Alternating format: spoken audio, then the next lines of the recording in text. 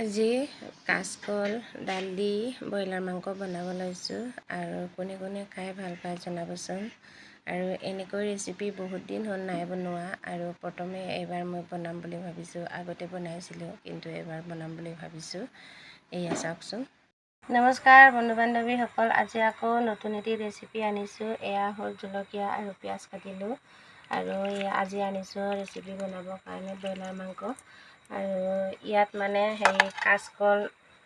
কাচকল আৰু দালি বইল কৰিলোঁ। এয়া বইল হৈ গ'ল আৰু কাচকল আৰু দালিটো প্ৰথমে বইল কৰি লৈছোঁ। তাৰপিছত এতিয়া চিকেনৰ লগত মানে ৰেচিপিটো বনাম। আপোনালোকে ভিডিঅ'টো স্কিপ নকৰাকৈ লাষ্টলৈকে চাই থাকিব। এতিয়া কেৰাহী গৰম হ'ল, সেইটো কাৰণে তেলটো দি লৈছোঁ। আপোনালোকে যিমান প্ৰয়োজন সিমান তেলটো দিলেই হয়, ইমান বেছিকৈও দিব নালাগে। কিন্তু তেল কিছুমানে সৰহকৈ খায়, কিছুমানে কমকৈ খায়। প্ৰথমে পিঁয়াজটো লগাই লৈছোঁ। প্ৰথমে পিঁয়াজ দি লৈছোঁ মই। জলকীয়া অলপমান লৰাই দিব লাগিব প্ৰথমে।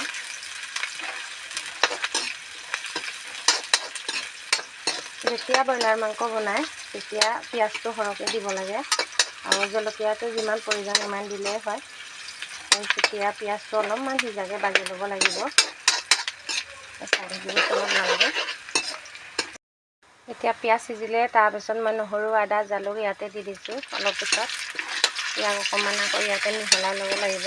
আপোনালোকে সদায় কিছুমান বস্তু মানে লগতে দিব পাৰি, কিন্তু যেতিয়া মানে কাচকল আৰু দালি ব্ৰইলাৰ মাংস বনাবলৈ হয় তেতিয়া আপোনালোকে আদা নহৰু জালুকটো অলপ পিছত দিব। প্ৰথমে পিঁয়াজটো সিজাকৈ ভাজি ল'ব আৰু এতিয়া মাংস দিম। এয়া হ'ল মাংস দিছোঁ মই।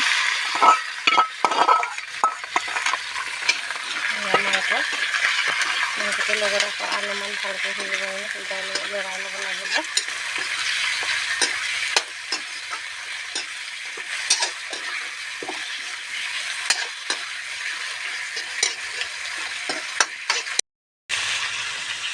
হালধি দিলোৱে মই চব্জিত, তাৰপিছত আকৌ একো নিমখ দিব লাগিব।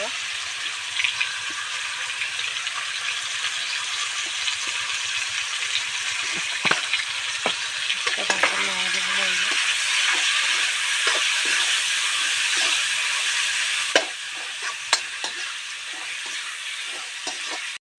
মাংসটোৰ লগত নিমখ হালধি জলকীয়াবিলাক ভালকৈ মিহলাই ল'ব লাগিব এনেকৈ। এতিয়া ড্ৰাই ফ্ৰাই কৰি হৈ গ'ল। তাৰপিছত ইয়াৰ লগতে এতিয়া মই কল আৰু দালি বনাই থৈছিলোঁ। এতিয়া দালিলে এয়া চাওক, দালি আৰু কাচকল বইল কৰি থৈছিলোঁ।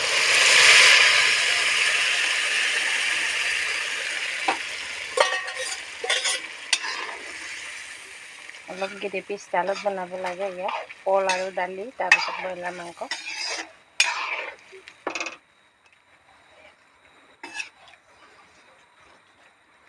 হৈ গ'ল। তাৰপিছত এইটো 10 মিনিটৰ কাৰণে ঢাকন দি ৰাখিব লাগিব। এতিয়া চব্জি হৈ গ'ল। চব্জি যদি চাই খাওঁ লগা নাই নে বাৰু, কি যে ধুনীয়া চব্জি হৈ গ'ল আৰু গ্ৰেভি ষ্টাইলত বনাইছোঁ। এই চাওকচোন, ইমান মানে ভাল হৈছে চব্জি আৰু চেণ্টটো ইমান ধুনীয়া ধুনীয়া গোন্ধ আহিছে। আপোনালোকে এনেকৈ ট্ৰাই কৰি চাবচোন। কাচকল দালি আৰু ব্ৰইলাৰ মাংস। প্ৰথমে আপোনালোকে দালি আৰু কাচকলটো বইল কৰি ল'ব ধুনীয়াকৈ হালধি নিমখ দি। তাৰপিছত ব্ৰইলাৰ মাংসটো ধুনীয়াকৈ ড্ৰাই ফ্ৰাই কৰি তাৰ লগতে দালি দিব। আৰু চব্জি কালাৰটো বহুত ধুনীয়া হৈছে। ৰেচিপিটো চাই ভাল লাগিছে যদি লাইক কৰিবলৈ নাপাহৰিব।